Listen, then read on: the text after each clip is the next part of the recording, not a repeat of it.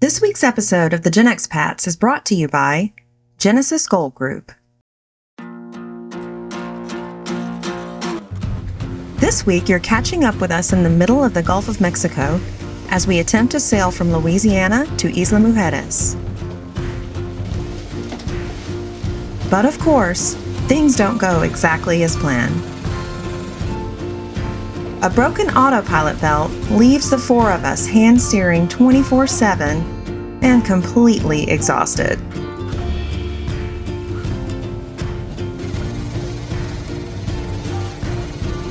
And a middle-of-the-night busted halyard and headsail in the water take us slightly off course. Land ho! So after 6 days at sea and 600 nautical miles behind us, where do we end up making landfall? You'll have to stick around to find out.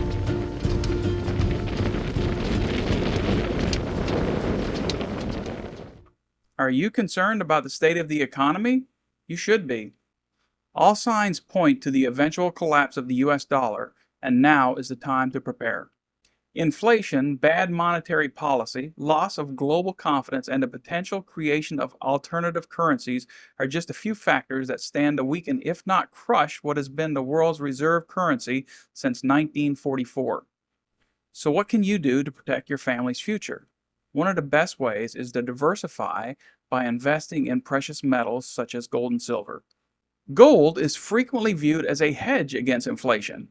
When inflation rises and the value of paper currency declines, the price of gold tends to increase, preserving the purchasing power of your investments. Historically, gold has maintained its value over long periods of time. While its price can fluctuate during the short term, its long-term performance has often been favorable compared to other assets. During times of economic uncertainty or geopolitical instability, gold and silver are often seen as safe haven assets. Investors flock to these precious metals as a protective measure when other investments are underperforming or volatile. Our friends at Genesis Gold Group help both first-time buyers as well as experienced investors. Their team of precious metal professionals is with you every step of the way, assisting you in investing tax and penalty-free. So don't miss this opportunity to safeguard your hard-earned wealth.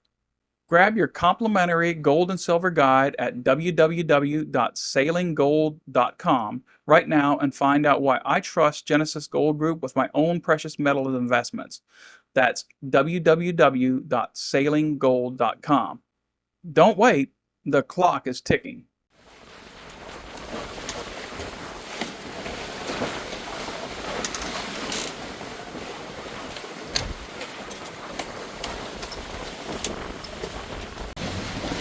Man, we've got a lot of recapping to do. Yeah. Maybe ask me some questions. Okay. The state of the autopilot currently. The state of the autopilot currently is hanging on by a thread, literally. So the autopilot belt broke. So we took it apart. I sewed it together, but I'd be shocked if it's going to last. How old was the autopilot? Brand new. Brand new. Ray Marine. Ray Marine. Brand new. Shout out to Ray Marine. Yes. That's the one. So, Okay, so it's working, but yeah, but we got it turned off. we've got it turned off now because I don't think it's going to last very long, and we're going to try and maybe hope that it'll last through the night while we're sailing. Yeah.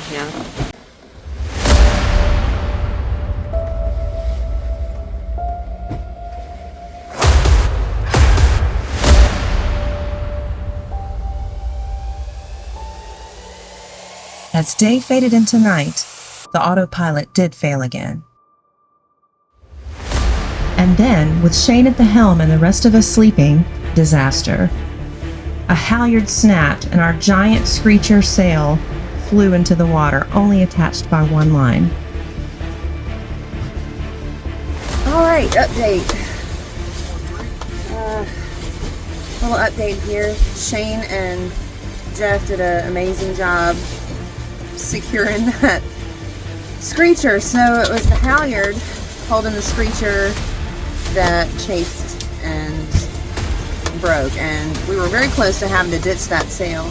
Sail didn't blow out, sail's fine, but they were able to save it, secure everything, so I have to say they did an awesome job with a pretty tense situation here at 2:30 in the morning with no autopilot.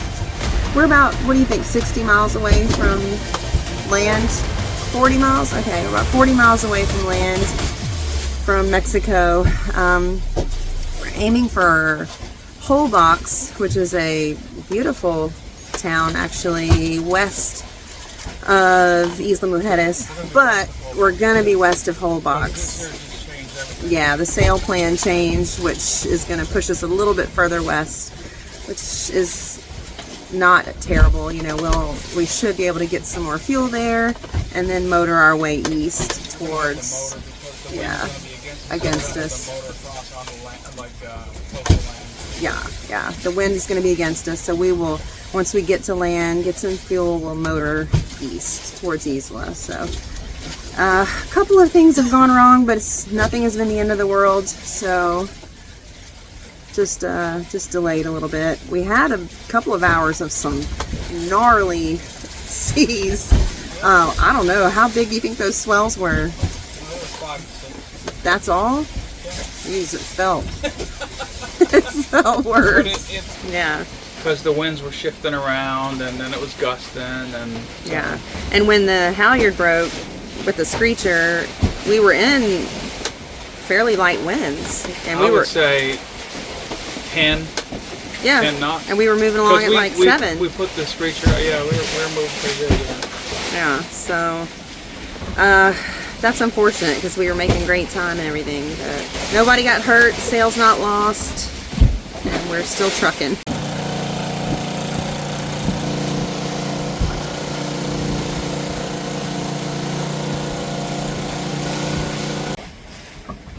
I'm gonna try and take a nap. Going back in? I'm going back in. Man, I am tired. Water is no longer deep blue, it is turquoise. That means we are getting close, baby. Alright, after 6 days crossing the Gulf of Mexico, we are pulling into Mexico. And we're limping in, actually, because yesterday was full of mishaps for us. One of those is we're on a catamaran. This is not Maverick, this is a catamaran, Sundog, and one of our engines is giving us some trouble.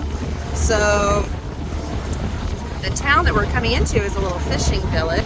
See land up ahead there. And to get into a protected anchorage there, you have to go through a pretty narrow cut, which is going to be tricky for us with only one working engine and the winds pushing us to the west. So we may be anchoring just outside of the cut and waiting for someone to tow us in, help us get in. We'll see. So the adventure continues. Almost in Mexico.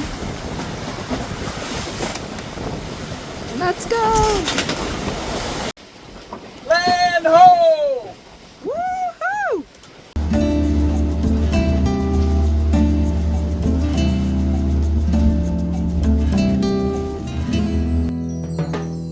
It's so surreal. It's still hard to believe that we sailed from Louisiana across the Gulf of Mexico to Mexico. Our original target was Isla Mujeres, a small island just off the coast of Mexico's Yucatan Peninsula, directly across the water from Cancun. However, steady southeasterly winds and the loss of our screecher forced us to go a little further west, 115 miles west to be exact. We had no idea what to expect when we pulled into Rio Lagartos, a quaint fishing village that we later discovered is one of Mexico's best-kept secrets. I can't wait to show you in our next video why the Rio Lagartos Biosphere Reserve was designated as a UNESCO site in 2004. A little hint, it involves pink flamingos, crocodillos, and my personal favorite, pelicans. Oh my god! But now, After a long and exhausting passage, we were ready to rest and celebrate before exploring this magical village.